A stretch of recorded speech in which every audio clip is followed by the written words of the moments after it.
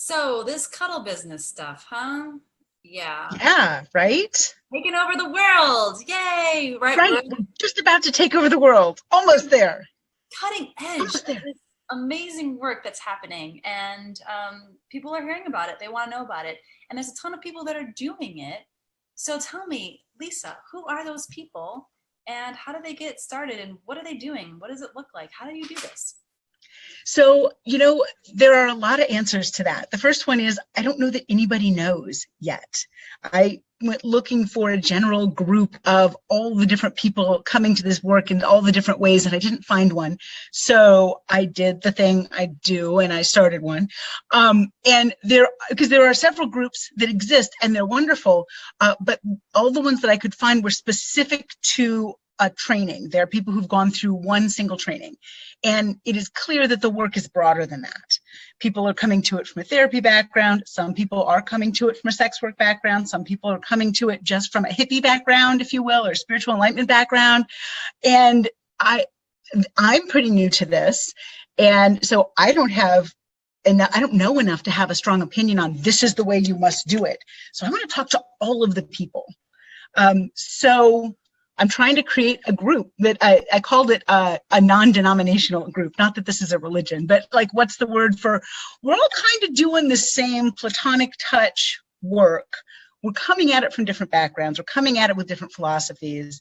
The industry is nascent.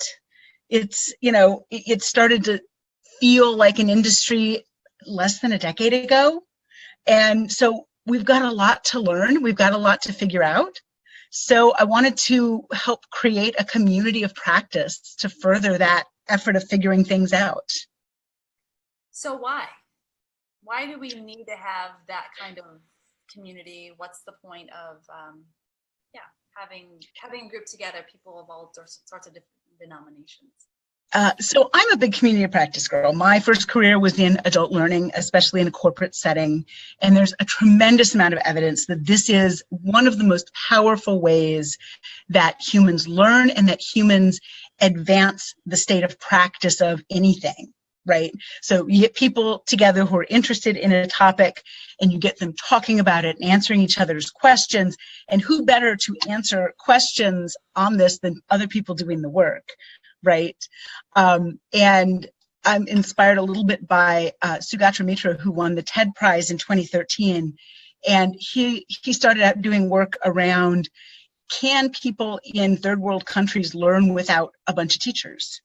And his hypothesis was that some things are simply too complicated to learn without an expert teacher. And he failed to prove that hypothesis.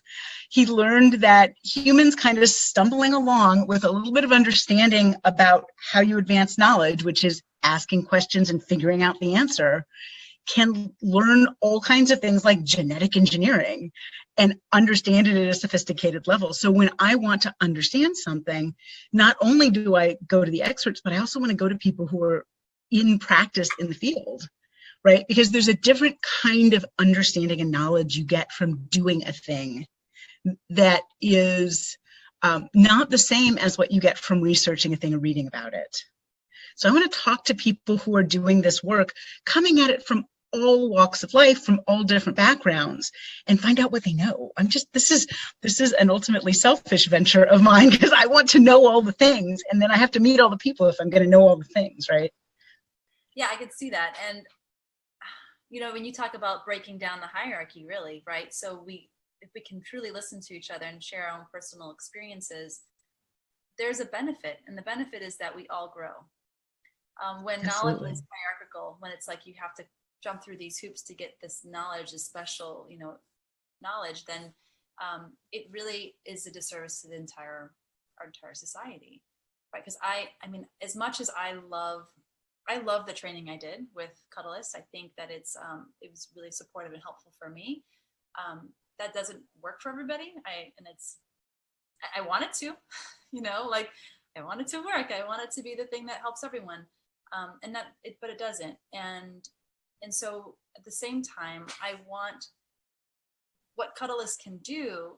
I want it to be available for everyone, which for me, it's safety and boundaries and trust, right? Like I want everybody to have really great boundaries with themselves. I want everyone to have a sense of safety with their work, a sense of knowledge that they know what they're doing, and to be able to trust the process, right? So things, because this work can really be very therapeutic and beneficial. So I want that so badly, and to make it exclusive, it's difficult. Like, I feel torn. I think that if you create a program, you should pay for it, and it should, be worth some value, a lot of value. And if you don't do the program, I still want you to access that, because I mean, really, I think about my clients. My clients, I want them to go to someone who considers himself a professional cuddler and have the best experience that they can have, and feel as well. My clients feel that they can feel safe and trust that practitioner. So that's why one of the reasons I do my YouTube channel and I do my videos, it's all free. It's all out there. It's accessible. Mm-hmm. I want people to have the information. So if you're doing the work, here at least, my experience, I can share it. But now what you're doing, Lisa, it's great. Like, we need to have a community of people to share with. Yeah, and I'm inspired by when I did my life coach training. There are a bunch of different groups, and I'm in some that are specific. I'm in one that's specific to the training that I went through, the Martha Beck training, and then I'm in another one that's called the Business of Coaching. And it was started by someone for very similar reasons, which was wanting to provide a service to the community, and understanding that you can't provide that service without also benefiting from it. And I'm also part of Cuddlist, and they've got a Facebook group, and it's fantastic, and I enjoy it, and I plan to stay a part of it. This isn't a replacement, right? I don't have anything bad to say about that training, but I know there are 100 people in that group right now, and there are more than 100 people doing this work in the world. And so I am interested in that path and what's working about that path for people, and also I want to know about the other paths and what's working outside of that for people. I mean, and I want this to be an industry. There is not an industry on the planet that has just one practitioner or just one company. And so we need to have that breadth to be taken seriously by the therapeutic community, for a lot of reasons. That is valuable to everybody. I have a person that's contacted me from Arizona, and she contacted me right before her first client. And her first client had asked, I believe I remember correctly, asked if she would wear just underwear. And she was freaking out, right? Like, she kind of threw herself into this thing and didn't know what she was doing. And she's like, what do I do now? And so here I was, coaching her, and I wasn't going to charge her, because I'm like, dang, you're really in a very difficult position where you need to learn to say no. Are you comfortable with that? And if you're not comfortable, then you need to say no. And, and I think trainings support that type of learning, but like, people are just thinking, well, I'll do it. I can do this. That person on the news did it. Why can't I do it? And having a place, I think, would have been really great for both of us had she had a place to land and there ask the question, what did you all do about this? Now, those people, those practitioners that aren't under any kind of code of conduct, there isn't any training that they have to, rules, let's say, or guidelines, they can do different types of platonic touch, and they can do edgy gray area stuff, and they still need support, right? I mean, I'm not to tell someone what they can and can't do in a session. Yeah, absolutely. And I think the Cuddlist Code of Conduct is great. It makes a lot of sense to me. Is it perfect? Is there a way you can improve it? I don't know. And unless somebody else is doing something different, we're not ever going to know, right? And so what are those key pieces of success? I saw the video that you made months ago now about someone asking you that question, if you would cuddle them in just underwear, and your answer of like, no, I'm a no to that, but let me tell you what I'm a yes to. And I have in fact used that. I've gotten that request. And that's the thing, as I was starting out in this, there's so many questions, and there's no, how do you know what's normal? How do you know what's okay and what's not? And this work has to be kind of guided by what feels right to the practitioner too. And the policies make a lot of sense to kind of cover those big areas. Like, no, I just have a policy against that. I'm not going to talk about it a bunch. But also, we have to learn to follow our inner guidance. I mean, I think of the times that I've been asked, like, our session ends and the client says, hey, if I give you $100 more, would you do X, Y, Z? that's, I mean, had I been not with an organization, had I not had my values straight, like, what am I doing here? Had I not Mhm. understood the therapeutic role that I'm doing, like, I can easily, so I can see someone saying, yeah, okay, for $100 more, sure, I'll do that, that thing. But again, being in part of a community allows us to understand why, wouldn't we? And why would we? I mean, Mhm. and I'm not here to say either way, like, but there's psychological, emotional, mental, there's, our clients trust us and they look to us and yeah, they're And holding those boundaries is a service to our clients. It's one of the things I talk to people about. You don't have to hold that boundary. I will hold it for both of us, right? I mean, if you keep pushing it, we're going to stop what we're doing. But if you need to bump up against it a little bit and ask again, I'm still going to say no. This is a new thing for people. I'm going to say no if you push that boundary every time. And then we're going to talk a little bit about why you keep asking. But having somewhere to blow off steam with other practitioners, because there are some requests that, I mean, I don't want to mock people, but sometimes my eyes do kind of roll on their own, right? Like with some of the questions that you get asked, like, okay, this is the 800th time I've answered that.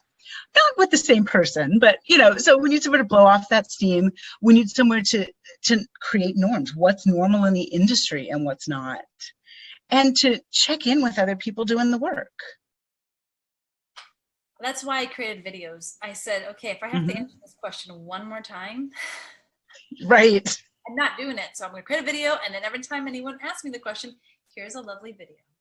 I already answered this question for somebody else. Yep, absolutely.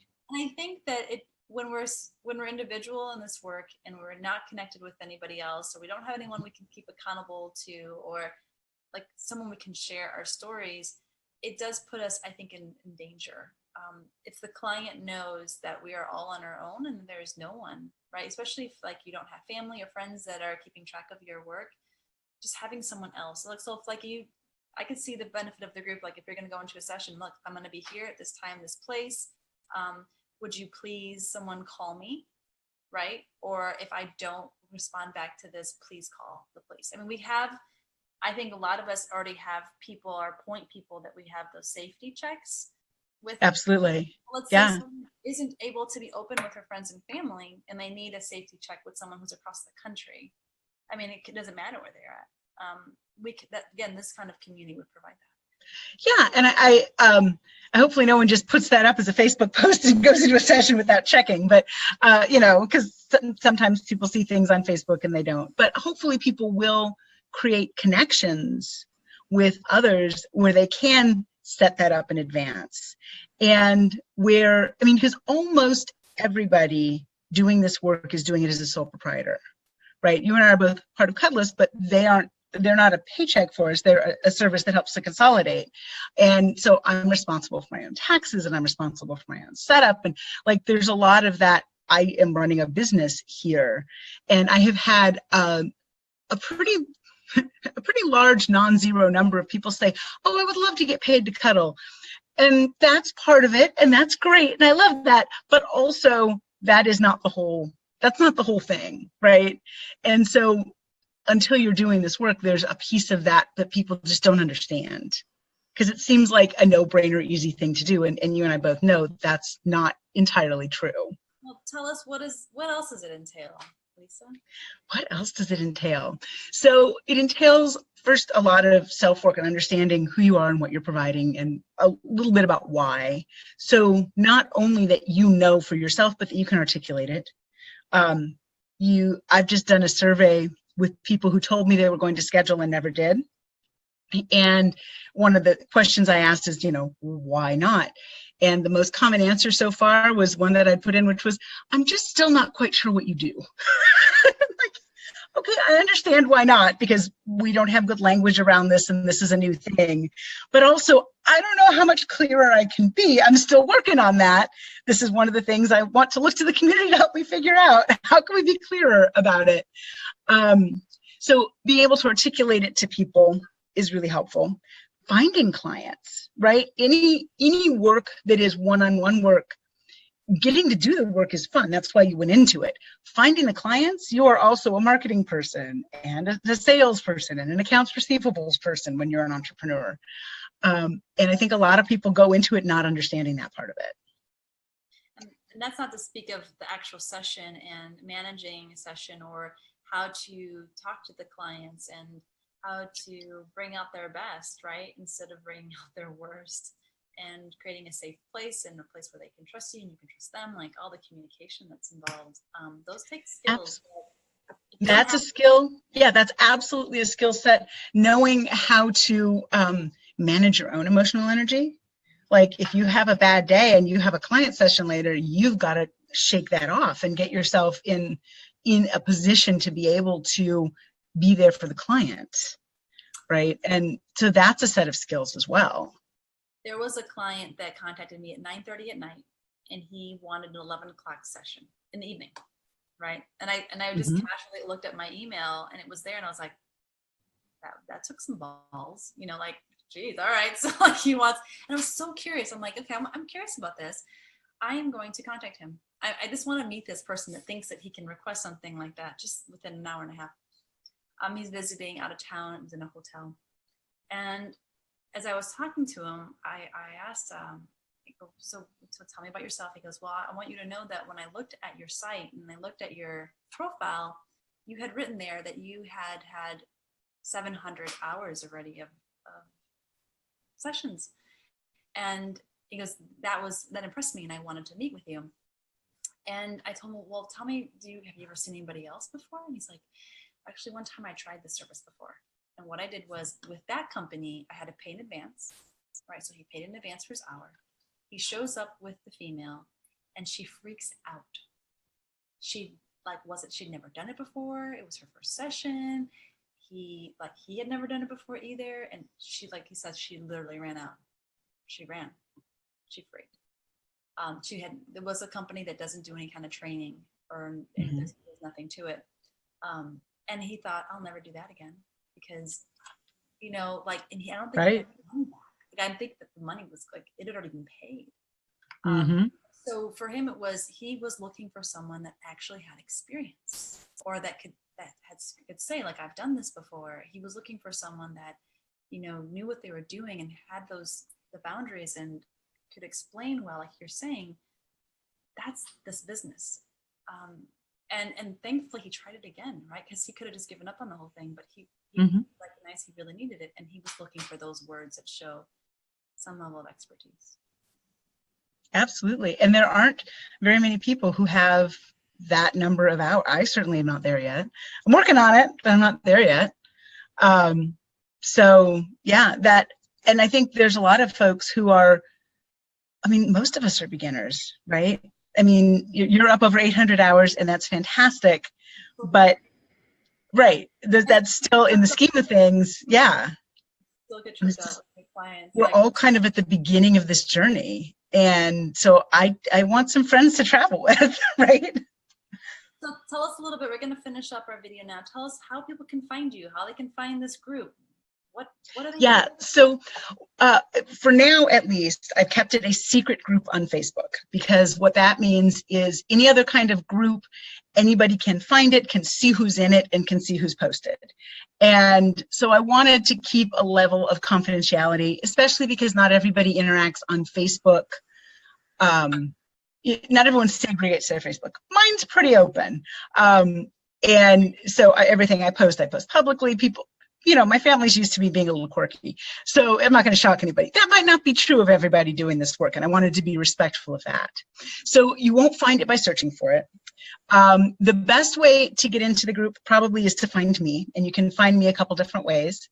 My name is Lisa Meece. It's M as in mouse, E-E, C as in cat, E. I'm in Indianapolis. My profile picture looks kind of like me. It's pretty close, right? I've got a face pic up so people can see me. And so that's one way to find me on Facebook. Message me and tell me that you're interested in this group. Because if you just send me a friend request and we don't have any friends in common, I probably won't do anything with it. But if you message me, then I will. You can find me through Cuddlist. If you do cuddlist.com/Lisa, that's me. I also have a website at holdingspaceLLC.com, and you can message me through there as well and just tell me you're interested in doing this work and you'd like to be a part of the group or you'd like to talk to me about it. And I would love to do that. Fantastic. Well, any last words for our audience? Have good cuddles. I don't know. Okay, I have a last word. Excellent. Be clear in your yes. Be clear in your no. Maybe is no. And you know the last one? This is cuddle party rules. You can change your mind at any time. Yes. Okay. There's more than just 4, right? There's a bunch of them. Those are like my golden pillars. Like I tell people this all the time. Yes is yes. No is no. Maybe is no. And you can change your mind at any time. Yep. If you're not sure, it's a no, and maybe later it will be a yes, and then that's okay. And then it becomes a yes, but for now it's a no. That's the business. I think that's our business. That's what we It do. is. This is what we do. And it's an important message for the world to hear too. And so this is a great way to put it out there. All right. Bye, Facebook and YouTube. Take care. Bye.